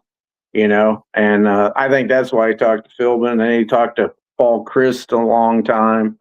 He contacted that young Kubiak, Gary Kubiak's son, and they said he contacted one of the coaches from the Chicago Bears, but then he hired Lester, and Kevin Johns, of course. So that was the list of guys that he talked to. Some interesting things happened in the comments. Okay, Hank says, Seahawks C-Money, one time you called into Corey's show for basketball post game and you were sleeping and we almost called 911. C-Money, Cyhawk says, oh no, I was sleeping. How embarrassing. Oh, okay. Because I thought he was talking about me, and I thought I've commented down in the bottom, but I've never called in to Corey. This is interesting, yeah. Hank says, yeah, it was like the Florida or Nebraska post game show, and you look dead. Ron Gonder, oh my. he was. I thought he was the best. Yeah. I didn't care. Well, who else did oh my? I didn't care if it was Hawkeye basketball with Ronnie Lester or Hawkeye football. I loved Ron Gonder. Yeah. Well, there was on the Iowa Sports Network back in the day. Bob Hogue. Oh my, Bob Hogue. Every time they hit a three. Oh my. Yeah, that was a Dick he took that from Dick Enberg, the NBC guy that always did UCLA basketball. Okay. Toll House says, back when Iowa lost most of their games, I had so much fun listening to the games on the radio. No stress back then. Ron Gonder's call went on a made shot in basketball that had any length to it was always kaboom. I remember him saying seemed like a lot. He'd say kaboom, Ronnie Lester. Alrighty. Paulo Roberto, question. At this point, after some training sessions, who do you think Jan will choose for a starting lineup? Well, first of all, I think she's got 8 easy starters there to choose from. So I don't envy her job which 5 she's going to put on the floor for the first time. What do you think, Kelvin? I don't know. The running that half court, running their offense the other day, I agreed that Stremlo looked the best, but Stremlo's, she knows the offense, and Carnegie, that was her second practice because she had strep throat and missed 2 weeks after she came back. So Stremlo should have looked better at it, but I think Stremlo, I really expect Whiting to be in the lineup instead of Stremlo. Stremlo's like the captain of the team. She'll come off the bench. She might start at small forward, but Whiting is so much better at defense unless Taylor got way better. And I think with the smaller guards that Chit Chat and Carnegie aren't very tall, I think you need that third guard better be a defensive stopper, you know. But I don't know. I agree with Dean. You know, I don't know if you start Journey Houston or Wolitsko. You know, I don't. Journey Houston has been her and Ava Hayden and Stremlo have been the stick out players in practice. Yeah. By the way, they call her Strem. Just for anybody who knows, she's Strem. Yeah, it's Strem on the down low. Yeah. So yeah. Okay. Vandy Chris says, "Why won't Iowa talk to Dana Holgorsen, Iowa native, creative offensive mind when he was at West Virginia? He makes perfect sense." Hink says it's not happening under Kirk Ferentz. Watch way to spread offense. I think that's got to be a typo somehow. Didn't Lester say more teams are getting away from the spread because people learn how to defend it very well? Yeah, Tim Lester said the only people that use the air raid now are like high school teams. Well, that's what he said. I'm just repeating what Tim Lester said. The NFL. You've noticed that Oregon and Ohio State they're the three teams that ran the ball the most this year in the Big Ten were Indiana, Oregon, and Ohio State, the three best teams. And the number 4 team in the Big Ten for running the ball the most was Iowa. You know, if you're a good team, you should be able to run the ball against the other team. And the Big Ten is a physical, in the trenches league, just like the NFL. That's why we whoop other teams mostly in bowl games. Yeah. Okay, let me finish these comments so I can get caught up. Yep. I'm way behind. Okay, Vandy says that would be a good combination when Kirk leaves, Lester and Holgorsen, or vice versa. C Money says chips and salsa. Who said that? You know? No. Okay. Sounds familiar. Chips and salsa. Yeah. Was that Question for women is post position from C Money. Seahawk C Money says Man McCaughlin. I think he meant Mac McCausland. Oh, he said chips and salsa? I don't know. Okay. Probably. Okay. Alrighty. Because that's what I said. This is what happens when I get behind on the comments. I don't know what we're commenting on. You know who ran the air raid at Nevada? Yeah, Nevada. Jay Norvell. Yep. And last comment we have right now currently is, oh my God, I can't even see anymore. I'm so bad. Nebraska podcast said they should hire Brian Ferentz for the O-line coach, which he would probably say no, and the embarrassment would be terrible for Nebraska. By the way, guys, I not that long ago I saw Brian Ferentz driving through town here in Bakersfield because Fresno State recruits heavily in Bakersfield. Brian visited Nebraska before he went to Maryland for an analyst job or something. Nebraska would be a better football team with Brian Ferentz as the head coach than they would be with the guy they got. Players love him. You know, he just shouldn't be your OC, especially if you got no offensive line. Of course, I don't think any OC wants to coach a team with no offensive line. But Brian is Brian is more like Bobby Stoops and Brett Bielema than he is his dad. Very much an A-type personality and very much a rah-rah guy, you know. So. Yeah. Vandy says, talking women's basketball, I'm looking forward to the Sioux City game with my Lady Commodores. I really like Vandy's chances to get that W. I think our guards will be too much for Iowa. I don't know. Have you seen our guards? We got some pretty decent guards ourselves. Well, both of them. Both teams have first-team SEC guards. Danny Carnegie and Miss Flakes. You know, I did a little deep dive on the Vandy women, and they're very similar to Iowa. They don't have a full roster. You know, the Vandy has I think they're very similar teams. Yeah. I don't know. Well, one thing I will say about that, I don't know which team. I don't know which team should be favored. I just think Jan's teams usually take a while to get started her first 2 seasons, so I would expect they probably have a couple losses with Vandy and UConn early in the schedule.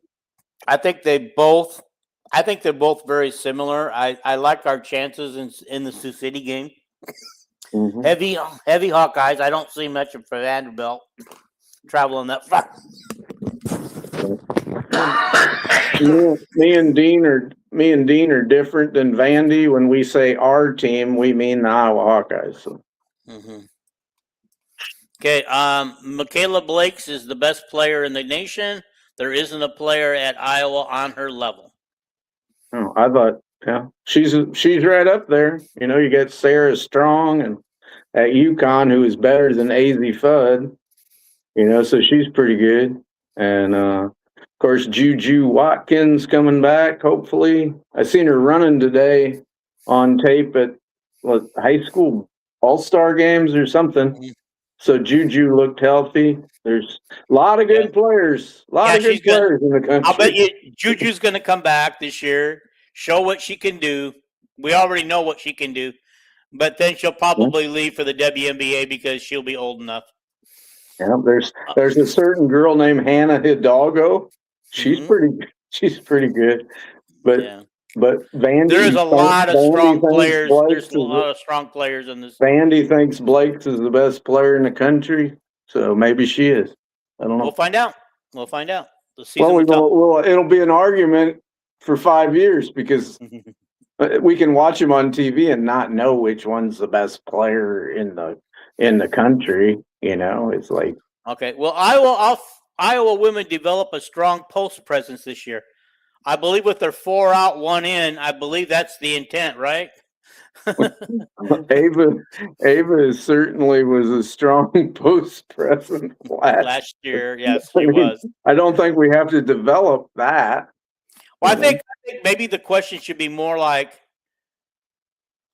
can Layla play 15 minutes? Yeah, can Layla Hayes come in and give us some quality minutes? Because, I mean, I know against non-conference opponents, she did pretty good in the preseason, and people got excited about what she could do. But when the Big Ten came around, she was pretty much a non-factor. To the point they didn't even bring her in some games. They used Journey and Hannah. Yeah, the Layla, you could tell, played up in Alaska against no competition. She didn't have to have good footwork in high school up there. She's the only girl over 6'1" in most games. And so she didn't have to be good.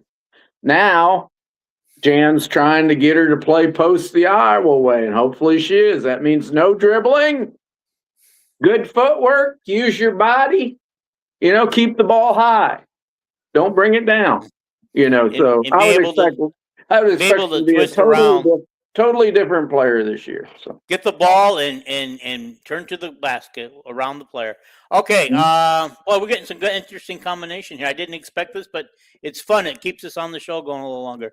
Okay. Toehouse says Juju is better guard than anybody in the Vanderbilt. Vandy says, I mean, she broke the national scoring record against much harder competition than Sarah Strong played. I doubt Juju will be at the same level coming off the knee injury. Yeah, you know, and that's true because it took Paige Beckers a full extra year. That's why she came back. That's why she came back for her 5th year. I'm just running through my head. You know, Jelani Cambridge is a great player. Prince at Nebraska. Isn't there a girl at Texas named like Booker? Ain't she like a great player? You know, so there's a lot of great players. I don't know. So yeah. Okay. Cyhawk just says, he goes, I'm saying a strong backup and a strong post against the towering center. They say that Layla has gained some confidence and that she's doing better in the workouts during the summer. So she lost a lot of weight. She lost some weight, yeah. So yeah, and we do have a Big Ten does have a lot of decent centers too. I don't think Iowa. But I want to say this though. Iowa only lost 3 games in the Big Ten last year, right? So I think we can hold our own in the Big Ten against the best competition. We beat Michigan twice last year. We'll be way better in the guard court next year, but I just do not. We'd have to be damn lucky to make it to the Elite Eight or farther, because Iowa in the past would have never made it to a Final Four with only 2 post players. Both years, the year we beat South Carolina, our 3rd and 4th post players had to play, and O'Grady came off the bench and played great against Cardozo to beat in that big upset because of foul trouble. And then the next year, when we got in foul trouble against LSU and Angel Reese, O'Grady had to do the same thing, And this year, when if we got Ava, who got in foul trouble a lot last year, if her and Layla get in foul trouble, Jan reached back here and, I don't think I want to put Bria Medina in at center. No. Okay, let's continue reading some of these comments before I get too far behind, because there's a lot of them. Yeah. Cyhawk says Iowa centers were timid against tall post players. Okay. Toll House says, well, my eyesight, guys, has gone to shoot. Iowa women have very good players. My gripe was that play calling at the end of the Virginia game before overtime. Iowa had a timeout, and I don't know what the play call was, but it was awful. God, guys, I didn't even get a chance to watch that game.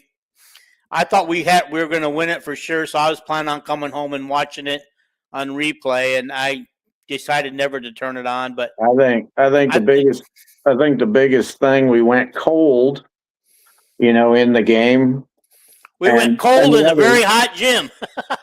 We went cold, and the other thing was that our one player who wasn't cold got cramps in her legs.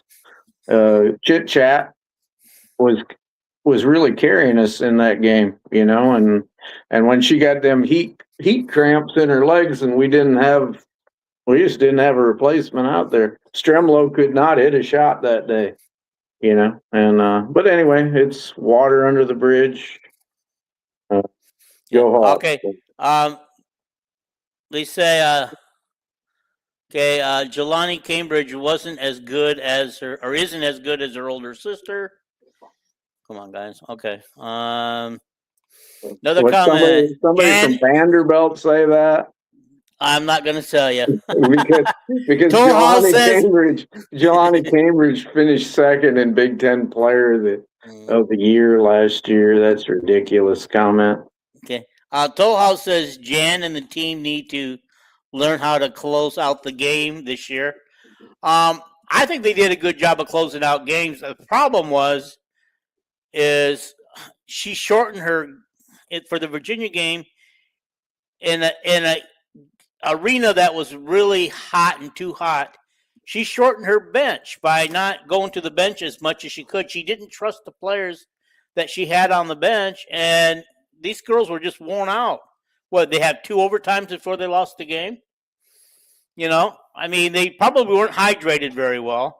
They're very hot. Granted, Virginia played under the same conditions, but I'm guessing Virginia didn't shorten their bench because they seemed to have a lot more energy at the end of the games than Iowa did. Iowa looked like they were sleepwalking, because I did watch some of the highlights. Okay, it will be a great game in Sioux City. Looking forward to the competition. If Iowa has an advantage, it will be in the paint. Okay. This year, as far as that Virginia game, we have Danny Carnegie is a bucket getter. She's like Bennett Sturts. she doesn't play like Bennett Sturt's, different type game. But she's the type of girls basketball player, like a Jeloni Cambridge, that can drive the lane and make a myriad of shots, from 7 feet, 5 feet, 10 feet. We didn't have that last year. Wasn't Danny Cambridge? Wasn't she also Carnegie? Carnegie SEC first team? Yeah, I said we got a first team SEC player, and Vanderbilt's got an first team SEC guard too. Yeah, you're right. Yeah, that's right. You said it. Okay. Yeah. All right, wait a minute. Hang on. Here we go. I missed over something. Vandy says, I happen to know them personally. Jordan is a far better player. And even with that, 2 blown knees. Okay. Toehouse says, speaking of the heat in Carver Hawkeye Arena, they're going to get air conditioning now.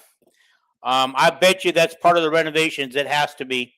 Because if you're going to continue to play games in April at Carver Hawkeye Arena, you better get some air conditioning in that place. Yeah, it's under consideration. I have a feeling that the heat contributed a lot to our downfall. Mm-hmm. It's under consideration in their but here's what I want to tell you guys too. Mm-hmm. When I DoorDash, I pick up stuff from a local restaurant here called Pappy's. The owner of that, he saw me wearing an Iowa Hawkeye basketball shirt, and he happened to mention that he was at Iowa City for a band competition for his daughter, and they decided to go take in the Iowa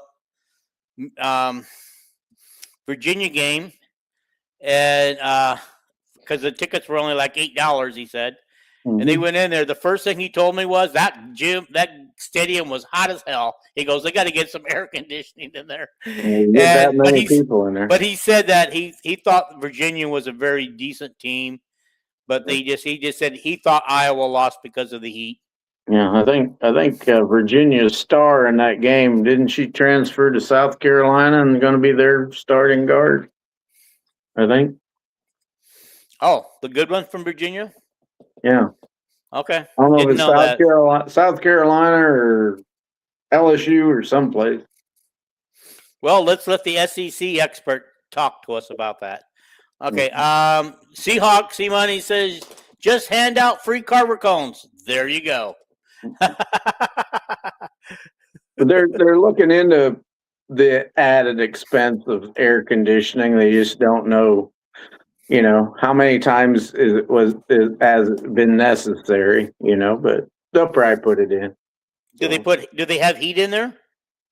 Well, yeah, they got heat. Okay. Well, then they need to get air conditioning, and you just add it to the heating unit. Add it to the heating unit. we use Carver during the winter. We don't use it during the summer. But I heard that Carver can get pretty cold in the winter. Okay.